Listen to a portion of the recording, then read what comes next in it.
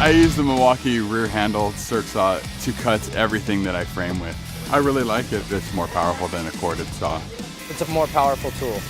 We cut 4x4s, 2x4s, 4x6, plywood. The Milwaukee rear-handled circ saw is amazing with power, and we'll cut through anything with speed.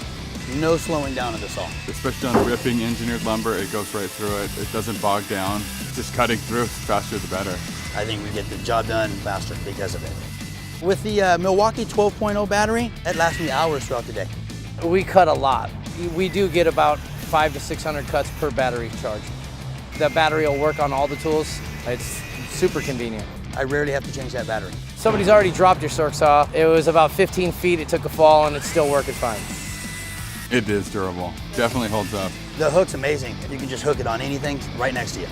With the brake, it's much easier to stop and then move on to the next piece. The Milwaukee rear handle circ saw is meant for professionals. It's not a toy, and it will get the job done.